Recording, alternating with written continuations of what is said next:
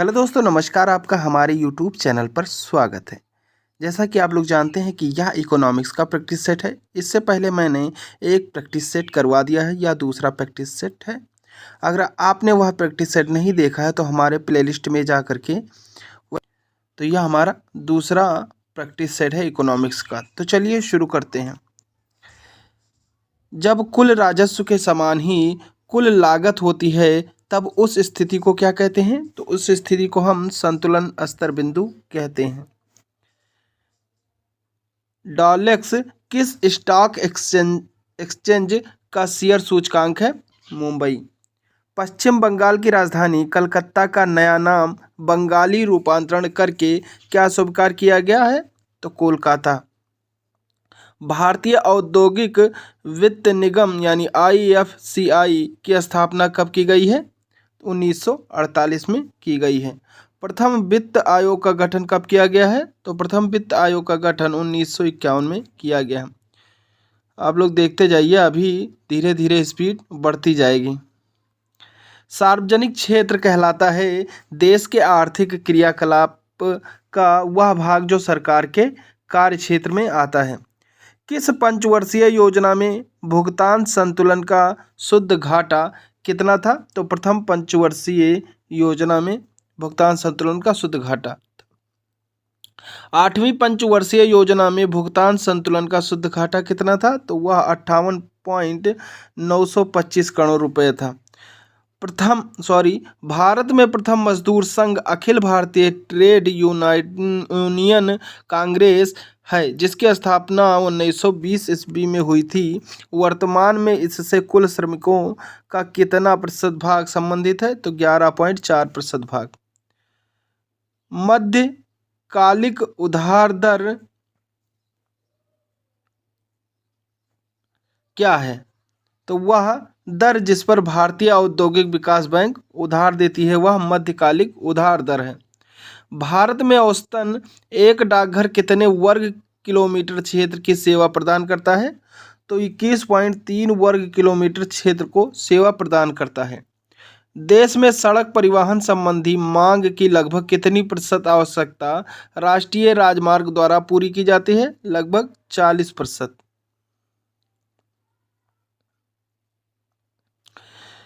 इंदौर में मुख्यतः किसके लदान के लिए बड़े पत्तन यानी बंदरगाह का निर्माण किया गया है? तो मुख्य रूप से कोयला के लदान के लिए। भारत में प्रति हेक्टेयर कृषि मूल्य उत्पादकता में सर्वोच्च 2 राज्य कौन से हैं? तो पंजाब तथा हरियाणा है। भारत में औद्योगिक मूल्य सृजन किस राज्य में सर्वाधिक है? तो महाराष्ट्र राज्य में मूल्य सृजन सबसे अधिक है। भारत की किस पंचवर्षीय योजना में तीव्र औद्योगिकरण पर सर्वप्रथम बल दिया गया? तो द्वितीय पंचवर्षीय योजना पर तीव्र औद्योगिकरण पर बल दिया गया।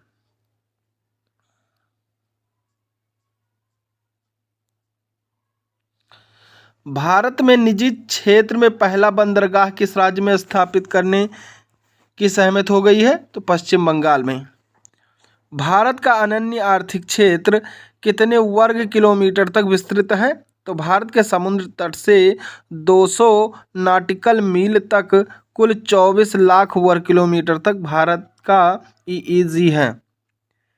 स्वतंत्र विदेश बाजार में यदि किसी स्थान पर कोई मुद्रा कम मूल्य पर खरीदी जाए तथा तुरंत ही अन्यत्र किसी स्थान पर ऊंचे मूल्य पर बेच दी जाए तो इस क्रिया को क्या कहा जाता है? तो इस क्रिया को आर्बिट्रेज कहा जाता है।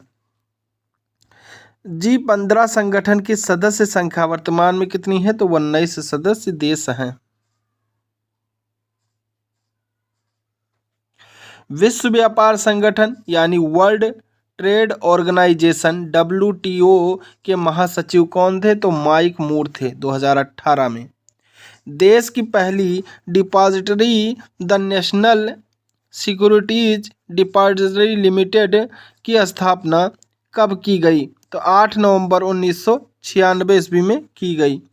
चतुर्थ पंचवर्षीय योजना कब प्रारंभ की गई? तो यह 1 अप्रैल 1969 में प्रारंभ की गई। नवी पंचवर्षीय योजना की समाप्ति कब की थी? तो यह 31 मार्च 2002 को हुई थी।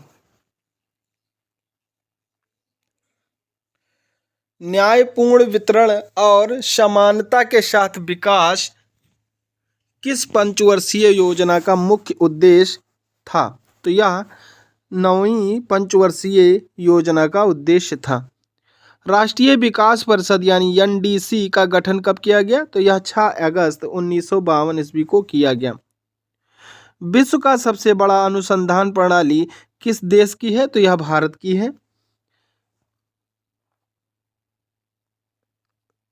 भारत का पहला निगमित बंदरगाह कौन सा है? तो एन्नूर बंदरगाह है। राष्ट्रीय आवास विकास बैंक किसकी सहयोगी संस्था है? तो यह भारतीय रिजर्व बैंक की सहयोगी संस्था है। भारत में वित्त आयोग के गठन का प्रावधान संविधान के किस अनुच्छेद में है? तो यह अनुच्छेद 280 में है। द्वीप विकास प्राधिकरण का अध्यक्ष कौन होता है? तो इसका अध्यक्ष प्रधानमंत्री होता है। भारत में हरित क्रांति किस मामले में सर्वाधिक फसल रही है? तो गेहूं और चावल के मामले में सर्वाधिक फसल रही है। अवमूल्यन शब्द का अर्थ है? तो इसका अर्थ अन्य मुद्रा यानी करेंसी की तुलना में स्वदेशी मुद्रा के मूल्य को घटाना है। विश्व के किस देश की सार्वजनिक वितरण प्रणाली सबसे बड़ी है? तो भारत की। भारत में सर्वाधिक रूढ़ता वाला उद्योग कौन सा है? तो सूती वस्त्र उद्योग है।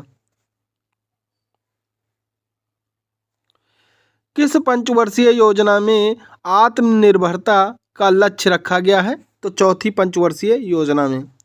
तंबाकू उत्पादन में विश्व का अग्रणी देश है चीन। विजन ऑफ साउंड किस ब्रांड के उत्पादनों की विज्ञापन पंक्ति है? तो केनवुड। भारतीय स्टेट बैंक ने किस नाम से विदेशी मुद्रा प्राप्त करने की योजना जारी की थी? तो इंडिया मिलेनियम डिपॉजिट योजना की। सरकार द्वारा लागू किए जाने वाली नॉन शिपर्स योजना का संबंध है निर्यातित माल से। भारतीय रिजर्व बैंक का लेखा वर्ष है जुलाई से जून।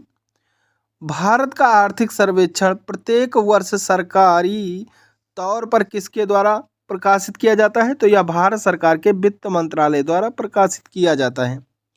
वास्तविक प्रति व्यक्ति आय बराबर होती है वास्तविक राष्ट्रीय आय या कुल जनसंख्या। फिशर के विनिमय समीकरण का सही रूप है MV=PT। विश्व आर्थिक फोरम की ग्लोबल कॉम्पिटिटिव रिपोर्ट में किस देश का प्रथम स्थान है? तो संयुक्त राज्य अमेरिका यानी USA का। भारत में सहकारी बैंकों का गठन कितने स्तरों वाला है? तो यह 3 स्तरों वाला है। बैंकों को अपने रोकड़ शेष तथा कुल परिसंपत्ति के मध्य एक निश्चित अनुपात रखना पड़ता है। इसे कहते हैं संविधिक तरलता अनुपात। भारत में मुद्रास्फीति मापी जाती है थोक मूल्य सूचकांक द्वारा। श्रेष्ठ बाजार का अर्थ है सरकारी प्रतिभूतियों का बाजार। भारत के संचित कोष के धन की निकासी किसकी अनुमति से ही संभव होती है? तो यह संसद की अनुमति से ही संभव होती है। भविष्य में उत्पन्न होने वाली संदिग्ध कमी या अभाव का सामना करने के लिए बनाए गए किसी वस्तु के भंडार को क्या कहते हैं? तो बनाए गए किसी वस्तु के भंडार को बफर स्टॉक कहते हैं। भारत में नियोजित आर्थिक विकास की प्रक्रिया कब प्रारंभ की गई? तो यह 1951 में प्रारंभ की गई। भारत के आकस्मिक कोष में से धन की निकासी किसकी अनुमति से की जाती है? तो यह राष्ट्रपति की अनुमति से की जाती है। भारत की सबसे बड़ी ट्रेड यूनियन है तो यह इंटेक है। सार्वजनिक क्षेत्र के बैंकों में कौन सा बैंक सबसे बड़ा बैंक है? तो भारतीय स्टेट बैंक है। भारत में नए निजी के लिए कितनी आरंभिक न्यूनतम चुकता पूंजी होना आवश्यक है? तो 200 करोड़ लगभग। रिजर्व बैंक के नोट निर्गमन विभाग के पास हर समय कम से कम कितने मूल्य का स्वर्ण अपने कोष में रहना चाहिए? तो लगभग 115 करोड़ रुपए। बजट पूर्व आर्थिक समीक्षा कहाँ प्रस्तुत की जाती है? तो लोकसभा में प्रस्तुत की जाती है। समन्वित ग्रामीण विकास कार्यक्रम IRDP किस वर्ष प्रारंभ किया गया? तो यह 1978 से 79 में प्रारंभ किया गया। अंतर्राष्ट्रीय व्यापार का प्रहरी किसे कहा जाता है? तो अंतर्राष्ट्रीय मुद्रा कोष यानी IMF को कहा जाता है। भारतीय बैंकों की विदेशों में शाखाएं किस देश में सर्वाधिक हैं? तो UK में सर्वाधिक हैं।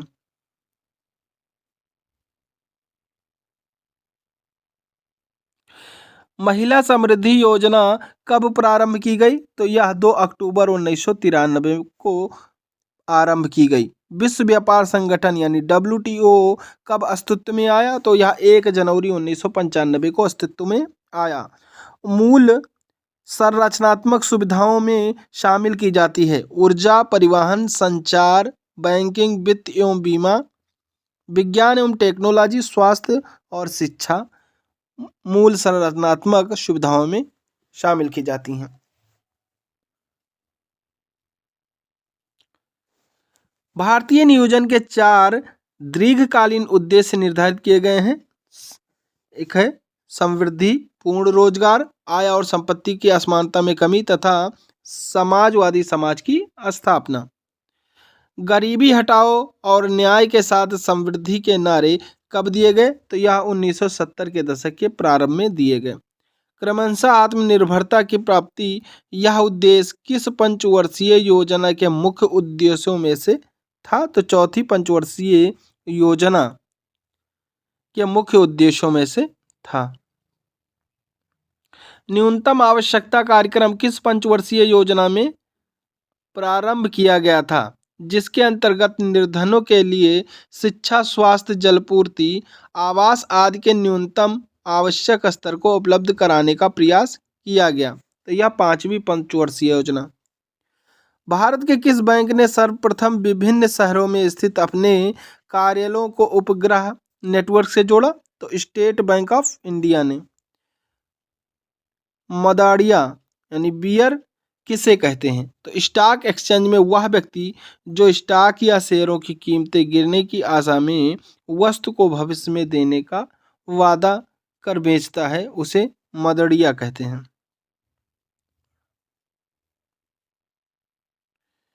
भारत में केंद्रीय बैंक के कार्य किसके द्वारा किए जाते हैं? तो भारतीय रिजर्व बैंक द्वारा किए जाते हैं। बैंक दर से क्या अभिप्राय है? वह दर जिस पर भारतीय रिजर्व बैंक वाणिज्यिक बैंकों को उधार देता है। संविधान के अंतर्गत सार्वजनिक कोष को उगाहने और व्यय करने का अधिकार किसे है? तो केंद्र और राज्य सरकारों दोनों को है। प्रत्यक्ष कर यानी डायरेक्ट टैक्स क्या होता है? तो वह कर जो जिस व्यक्ति पर लगाया जाता है वह उसका भुगतान करता है, प्रत्यक्ष कर कहलाता है। हिंदू विकास दर की अवधारणा किस प्रसिद्धि अर्थशास्त्री ने दी थी? तो यह प्रोफेसर राजकृष्णा ने दी थी। इफको क्या है? तो यह भारतीय कृषक उर्वरक सहकारी संस्था है। स्वतंत्र भारत में मुद्रा का अवमूल्यन प्रथम बार किस वर्ष किया गया था? तो यह प्रथम बार 1949 में किया गया था। राजा चेलैया समिति की सिफारिशें किससे संबंधित थी? तो यह प्रत्यक्ष व परोक्ष कर संरचना से थी। अंतर्राष्ट्रीय मुद्रा कोष के प्रबंध व नियंत्रण के लिए बोर्ड ऑफ गवर्नेंस का गठन किया गया। इस बोर्ड में भारत का प्रतिनिधित्व कौन करता है? तो यह वित्त मंत्री करते हैं। किसी व्यक्ति की मृत्यु के उपरांत उसकी संपत्ति के हस्तांतरण के समय लगाए जाने वाले कर को क्या कहते हैं? तो एस्टेट ड्यूटी कहते हैं। कम आय वाले उपभोक्ता अपनी आय का अधिकांश भाग भोजन आदि पर व्यय करते हैं, लेकिन आय में जैसे जैसे वृद्धि होती है कुल आय का कम भाग भोजन पर व्यय होता है। यह किसका नियम है? तो यह एंजिल का नियम है।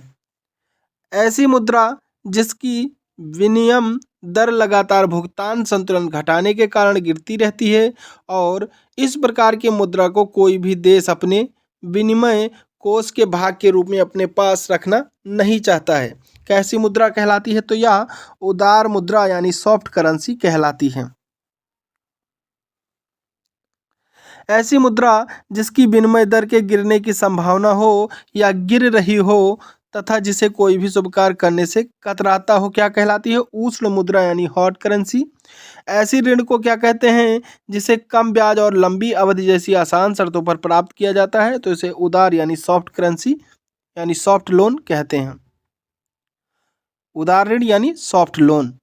किसी वस्तु पर लगाया गया कर जो उसकी मात्रा के आधार पर न लगाकर मूल्यानुसार लगाया जाता है, क्या कहलाता है? एड वेलोरम टैक्स कहलाता है।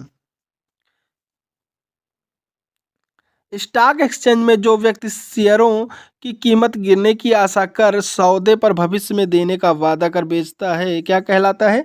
मंदाड़िया कहलाता है। स्टॉक एक्सचेंज में वह व्यक्ति जो शेयरों की कीमत बढ़ाना चाहते हैं, क्या कहलाते हैं? तो तिजाड़िया कहलाते हैं। अंतर्राष्ट्रीय बाजार में जिस मुद्रा की आपूर्ति मांग की अपेक्षा कम होती है, कैसी मुद्रा कहलाती है? तो वह हार्ड करेंसी यानी हार्ड करेंसी कहलाती हैं।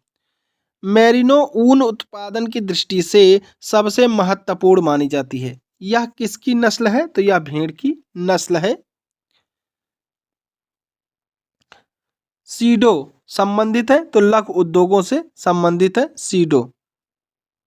भारत में सबसे महत्वपूर्ण लघु उद्योग इकाइयां संबंधित है हथकरघा से। बैंक दर क्या है? तो जिस पर भारतीय रिजर्व बैंक वाणिज्यिक बैंकों को उधार देता है वह बैंक दर है यानी बैंक रेट।